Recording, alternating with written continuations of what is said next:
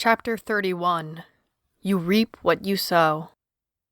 Your intelligence is measured by those around you. If you spend your days with idiots, you seal your own fate.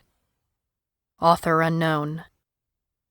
The greater the loyalty of a group toward the group, the greater is the motivation among the members to achieve the goals of the group, and the greater the probability that the group will achieve its goals.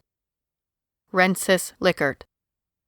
Captain Scott Cooper seethed as his second-in-command brought him the numbers. 3 more missing, slipped away in the night. 2 of them had been from the ragged remnants of Tent 5. The pretty blonde he'd broken in a couple of months ago, and a recent tasty morsel that he hadn't quite finished with.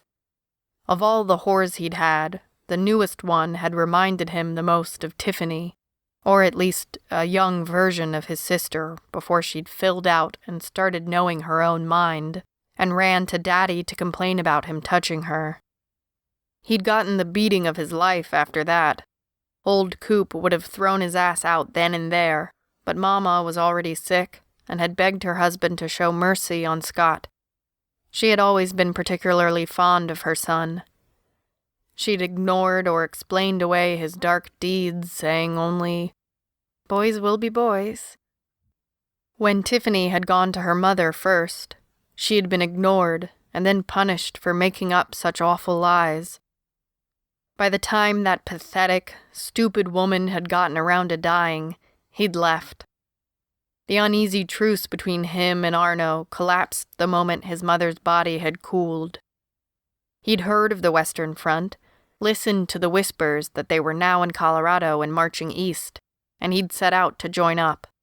It was his bravado in walking right up to the troops on those grass-filled plains in Kansas outside of Fort Riley and asking to join that had caught Granger's attention, and later, after their unit had been left as an outpost outside of Springfield, it was his intel that had provided the rewarding raids on nearby towns, including his own hometown.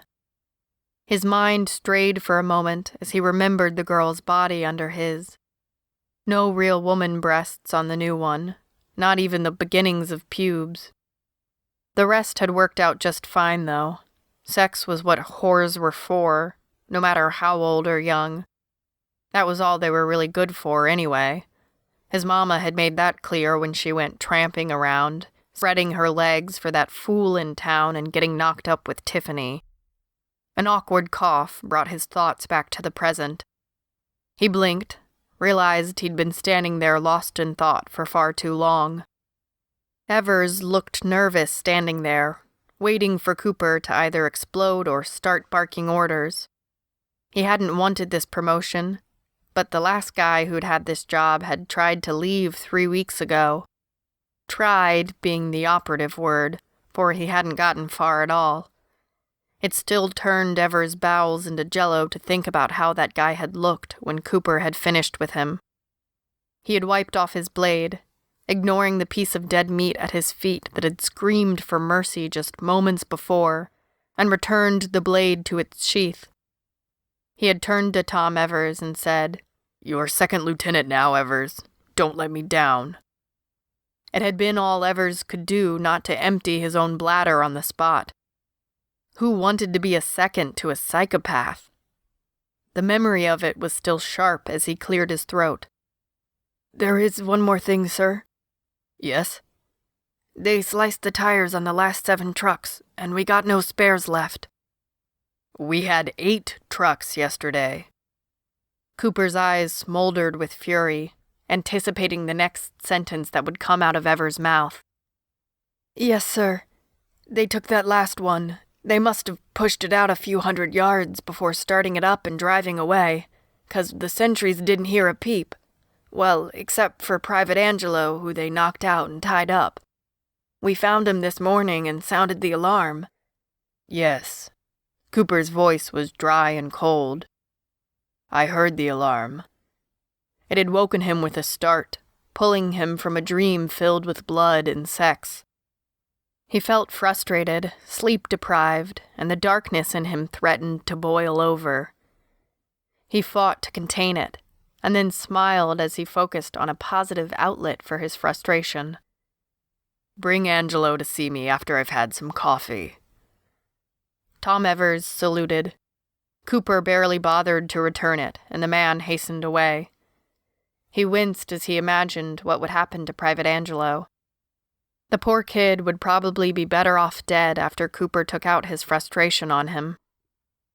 Cooper fought to control his fury. No more trucks. How would they move without the vehicles? The areas surrounding had been picked clean, and anyone still living was deep in hiding.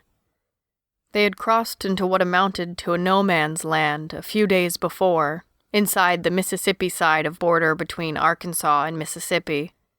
The closest town was that of Lobdell, Mississippi, and it was dead quiet.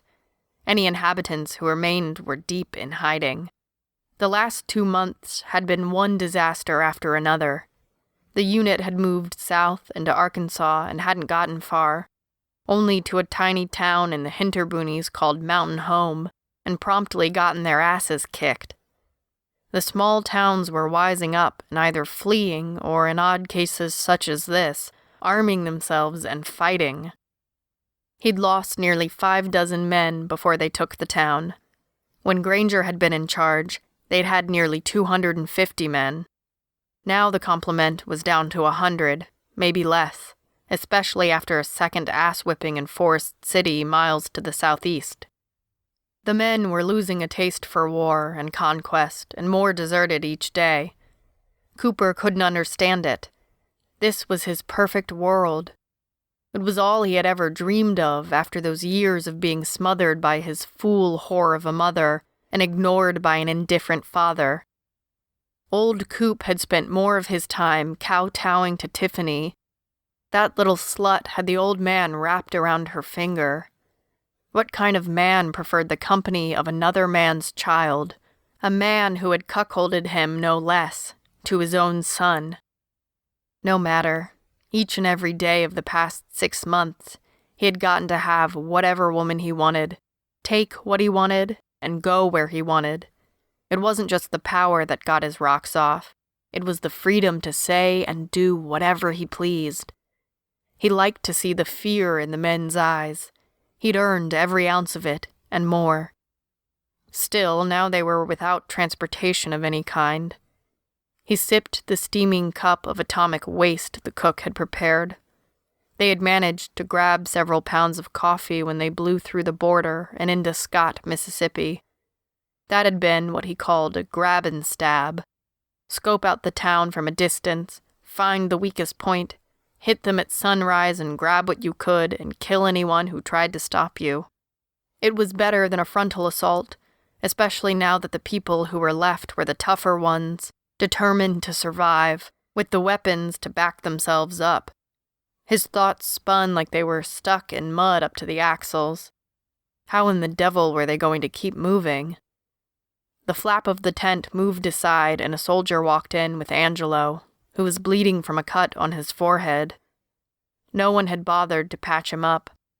Ever since their medic team had up and disappeared halfway through Arkansas, first aid services were a tad scarce nowadays.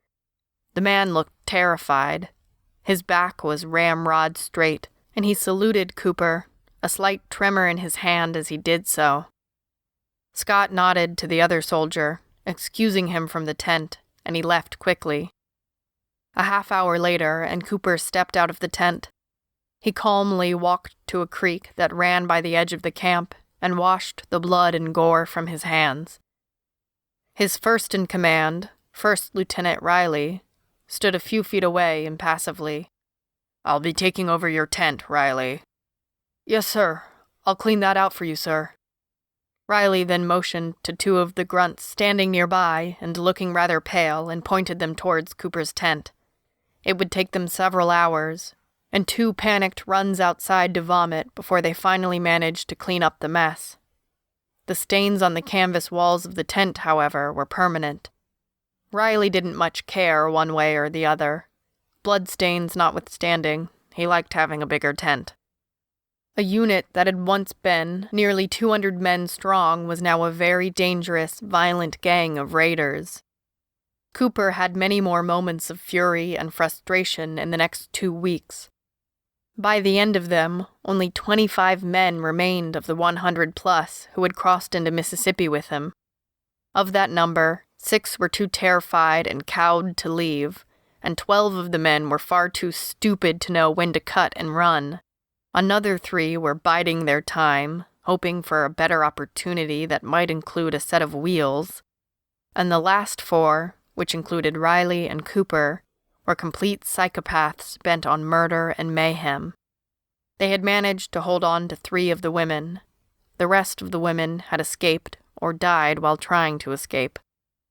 Some simple-minded redneck named Brad Osterman and the woman and girl he had taken with him had broken the back of Western Front outpost while making their timely escape in late October. Disabling the vehicles had dealt a heavy and rather unrecoverable blow to the unit.